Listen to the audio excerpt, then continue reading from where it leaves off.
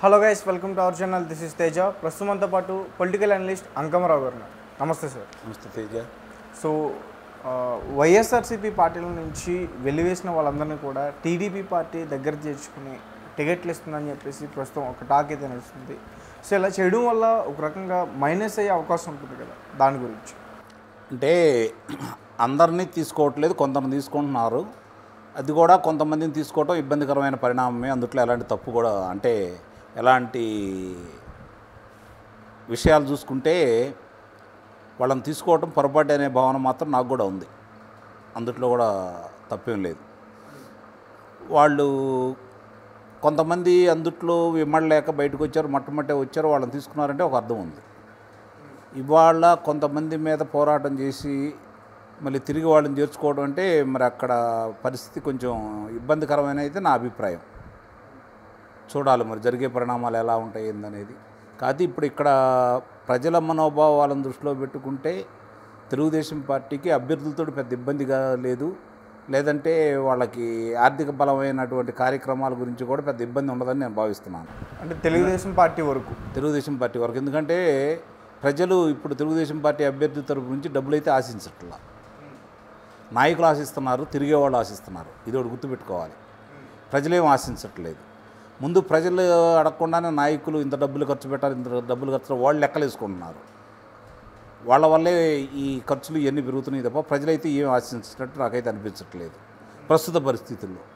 ఈరోజు రాష్ట్రంలో ఉన్న పరిస్థితులను దృష్టిలో పెట్టుకొని ప్రజలైతే మాత్రం ప్రభుత్వానికి వ్యతిరేకంగా తీర్పు ఇవ్వాలని నిర్ణయంతో ఉన్నారు. కాబట్టి ఇలాంటి చేరికల వల్ల తెలుగుదేశం పార్టీకి బలం వస్తుందా అంటే మాత్రం నాకైతే అనుమానమే. అందులో ఎలాంటి సందేహం కూడా ఏం లేదు.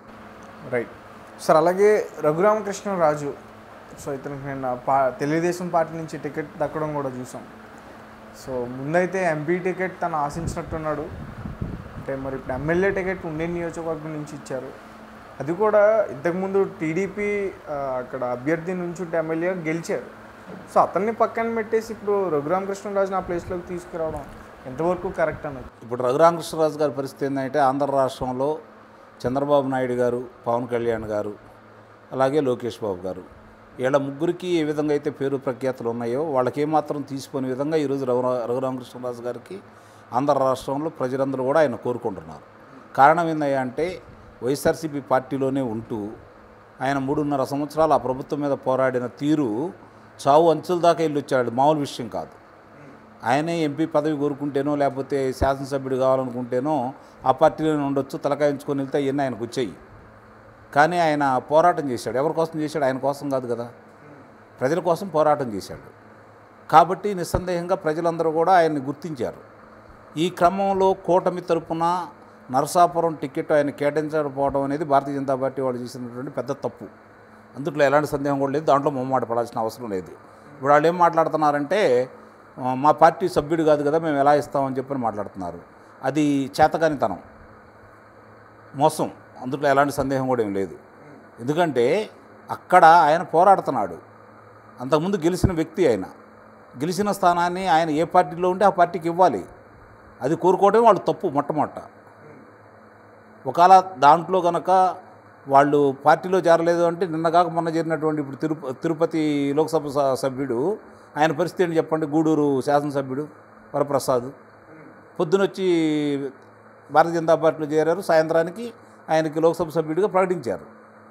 కాబట్టి మీరు ఏదో మొట్టమొదటి మీ కార్యకర్తలు అందరూ ఉంటే వాళ్ళనే తీసుకుని వాళ్ళనే ఇస్తున్నట్టుగా ప్రకటనలు ఇవ్వడం మాత్రం అది తప్పుపడుతున్నాను నేను. నిస్సందేహంగా రఘురామకృష్ణరాజు గారు అనే వ్యక్తికి నరసాపురం లోక్సభ సభ్యుడిగా నిలబెట్టడం ధర్మం కూటమి తరఫున. ఇప్పటికైనా తిరిగి పునరాలోచిస్తారైతే నేను భావిస్తున్నాను. కానీ ఈరోజు ఉండి అంటే ఆయన లోక్సభకు ప్రాతినిధ్యం వహించాలి. కాబట్టి రాంబాబు గారు, అక్కడ ఉన్నటువంటి రామరాజు గారు తెలుగుదేశం పార్టీ వీర విధేయుడు చంద్రబాబు నాయుడు గారి యొక్క మనిషి కాబట్టి ఆయన ఆదేశానుసారం ఆయన కూడా రఘురామకృష్ణరాజు గారు ఉన్న పేరు ప్రఖ్యాతం దృష్టిలో పెట్టుకొని మరి ఆయన త్యాగం చేయడం మాత్రం నిస్సందంగా ఆయన కూడా అభినందించాల్సింది. ఇక్కడ తెలుగుదేశం పార్టీ వాళ్ళు ఇచ్చిందని తప్పుపట్టాల్సిన పని లేదు. ఎందుకంటే అన్నిసార్లు అయిపోయినాయి. లోక్సభ సభ్యత్వం లోక్సభలో పోటీ చేయాలి ఆయన. దానికోసం ఇప్పటికైనా వాళ్ళు పోరాటం చేయాలి. నరసాపురం వాళ్ళు తీసుకునే అవసరం అయితే ఇంకో స్థానాన్ని త్యాగం చేసినా తప్పులేదు. కానీ నరసాపురంలో రఘురామకృష్ణరాజు గారిని లోక్సభ సభ్యుడిగా నిలబెడితే బాగుంటుందనేది నా అభిప్రాయం. ఇది ప్రజల అభిప్రాయం కూడా. ఇది ఒకటి గుర్తించాలి. ప్రజలందరూ కోరుకుంటున్నారు ఈరోజు రఘురామకృష్ణరాజు గారిని. ఇప్పుడు టీడీపీ నుంచి కూటమి నుంచి అభ్యర్థి పెద్దగా ఎవరికి తెలియదని కూడా చెప్తున్నారు. సరే, అది వేరే విషయం. కూటమి వాళ్ళు గెలిపించుకుంటారు, అది అక్కడ గెలిచే స్థానం అది, అందుట్లో ఎలాంటి సందేహం కూడా ఏమి లేదు. దాంట్లో వాళ్ళు ఇవ్వటం అనేది మాత్రం నిస్సందేహంగా అది భారతీయ జనతా పార్టీ వాళ్ళు వరకు వాళ్ళు ఎంత సమర్థించుకున్నా కొంతమంది కుహనా రాజకీయ నాయకులు భారతీయ జనతా పార్టీ ఆంధ్ర రాష్ట్రంలో ఎదగకూడదు, జగన్మోహన్ రెడ్డి గారే తిరిగి ముఖ్యమంత్రి కావాలని కోరుకునే కొంతమంది నాయకులు బాగా అడ్డం పడి ఆయన మీద లేనిపోయిన ఫిర్యాదులన్నీ చేసి ఆ స్థానం రాకుండా చేశారు. లేదంటే ఆయనకి భారతీయ జనతా పార్టీ తరపున రావాల్సింది. రాకుండా చేయటం మాత్రం నిస్సందేహంగా తప్పే, అందులో ఎలాంటి సందేహం కూడా లేదు. ఆ విషయంలో దోషి ఎవరన్నా ఉన్నారు అంటే మాత్రం భారతీయ జనతా పార్టీనే ముందుగా చూపించాలి. తర్వాత కూటమి వాళ్ళకు కూడా చెందుతుంది వాళ్ళ వైఫల్యమే, అది ఒప్పుకున్నా ఒప్పుకోకపోయినా కూడా వాళ్ళ వైఫల్యమే. అలాంటి పోరాట యోధుడికి ఆ స్థానంలో ముందుగా ప్రకటించాలి అంతే. ఏ పార్టీ లేదంటే నువ్వు ఇండిపెండెంట్గా పోటీ చేయడానికి మేమందరం కలిసి మీకు మద్దతు తెలుపుతామని చెప్పాలా. వీళ్ళు చేయలేని పని ఆయన చేశాడు, మామూలు విషయం కాదు కదా అది. అవతల ఉంది జగన్మోహన్ రెడ్డి గారు, మరి మిగిలిన నాయకులు ఎందుకు అంత పోరాటం చేయలేదు? ఆయన ఎందుకు చేశాడు అట్లా? సావంతుల దాకా ఎందుకు వెళ్ళి వచ్చాడు? మరి అలాంటి వ్యక్తిని గుర్తించాల్సిన అవసరం లేదా కూటమికి? కూటమి తప్పు ఉంది, ముందుగా భారతీయ జనతా పార్టీ తప్పు ఉంది. కాబట్టి ఇప్పుడైనా తెలుగుదేశం పార్టీ చంద్రబాబు నాయుడు గారు న్యాయం చేశారని అయితే నేను భావిస్తున్నాను. అంటే ఎమ్మెల్యే టికెట్ ఇవ్వడం న్యాయమే. మరి అవకాశం లేనప్పుడు ఇంకేం చేయాలి ఆయన? ఇప్పుడు ఆయనకి శాసనసభ్యుడిగా ఇచ్చి రేపు పొద్దున మంత్రివర్గంలో ఇస్తే ఎవరెవరు తాట తీస్తాడో అందరికీ తెలుసు, మనం ప్రత్యేకంగా చెప్పాల్సిన అవసరమే లేదు. కాబట్టి ఆ అవకాశం ఇచ్చారేమో చంద్రబాబు నాయుడు గారని నేను భావిస్తున్నాను. మరి మిగతా అక్కడ ఆల్రెడీ ఇద్దరు రామరాజు, మొత్తం ఇప్పుడు ముగ్గురు రామరాజులు ఉండి నియోజకవర్గం నుంచి ఆల్రెడీ ఇద్దరు రామరాజుల దగ్గర ఫైట్ నడుస్తుందనే టాక్ కూడా వచ్చింది బయటికి. అది గతంలో గెలిచిన శివరామరాజు గారు, తర్వాత మన రామరాజు గారు, ఆయన అంతకుముందు లోక్సభ సభ్యుడిగా వెళ్ళాడు కదా, తిరిగి ఆయన ఆశించాడు. ఎందుకంటే తెలుగుదేశం పార్టీ కంచుకోట ఉండి కాబట్టి ఆయన ఆశించాడు, గతంలో నేను శాసనసభ్యుడిగా చేశాను కాబట్టి అని. కాకపోతే ఇప్పుడున్న పరిస్థితుల దృష్ట్యా మళ్ళీ స్థానికులు మార్చడానికి చంద్రబాబు నాయుడు గారు అన్నందువల్ల ఆయనకి ఇవ్వటం కూడా జరిగింది. ఇప్పుడు కృష్ణరాజు గారి కోసం త్యాగం చేశారని నేనైతే భావిస్తున్నాను. ఇంకా ఆయనకి పేరు ప్రకటించలేదు, అది ఒకటి గుర్తుపెట్టుకోండి. రఘురామకృష్ణరాజు గారికి ఉండి స్థానం నుంచి పోటీ చేస్తున్నారని చంద్రబాబు నాయుడు గారు ఇప్పటి వరకు కూడా చెప్పలా. అంటే అది పుకారా? అంటే అందరూ అనుకుంటున్నారు. మరి రఘురామకృష్ణరాజు గారు కూడా నేను అక్కడి నుంచి పోటీ చేస్తున్నాను ఆయన కూడా చెప్పలేదు కదా. వాళ్ళిద్దరిలో ఎవరు చెప్పినా అధినాయకుడు చెప్తే అది మనకి రేపు పొద్దున అచ్చెన్నాయుడు గారు వాళ్ళు ప్రకటించారనుకోండి, మిగిలిన అన్ని స్థానాల్లో లాగా ఇక్కడ అంటే మార్పులు చేర్పులు అనేది ఉంటాయి. ఆ మార్పులు చేర్పులు అంటే పార్టీలో చేర్చుకున్నారు. రేపు పొద్దున ఏప్రిల్ 19వ తారీఖున మామూలుగా ఎన్నికల ప్రక్రియ ప్రారంభమవుతుంది కాబట్టి నామినేషన్ల ప్రక్రియ. ఆ రోజుకైనా సరే రఘురామకృష్ణరాజు గారికి నరసాపురం వస్తుందని అయితే నేను ధీమాగా ఉన్నా. వాళ్ళకు ఉందో లేదో నాకు తెలియదుగా, నాకైతే ఉంది నిస్సందేహంగా. కూటమి నుంచి పోటీ కూటమి ఎటు కూటమిలోనే ఉన్నాడు, ఆ స్థానం నుంచే ఆయన పోటీ చేస్తాడనేది నేను భావిస్తున్నాను. సార్ అలాగే పి గన్నవరం నియోజకవర్గం నుంచి రాజేష్ మహాసేన అతను ఫస్ట్ కూటమి ఎమ్మెల్యే అభ్యర్థిగా ప్రకటించారు. దాని తర్వాత అతను పక్కన పెట్టేసి వేరే జనసేన క్యాండిడేట్కి ఇవ్వడం జరిగింది. ఆయన పక్కన పెట్టలా, ఆయన నేనే పోటీ చేయట్లేదు అన్నాడు కదా, ఆయన వచ్చి చెప్పాడు కదా. ఇప్పుడు అతను సొంతంగా ఒక పార్టీ కూడా పెడుతున్నట్టు తప్పే ఉంది, ఎవరి ఇష్టం వాళ్ళది. బలం నిరూపించుకోవాలి కదా, నిరూపించుకోబోతున్నాడనే భావిద్దాం మనం కూడా. అంటే అది మైనస్ అయ్యే అవకాశం ఉంటుంది కదా. చూద్దాం, చాలా పార్టీలు వస్తాయి, చాలా పార్టీలు పోతూ ఉంటాయి.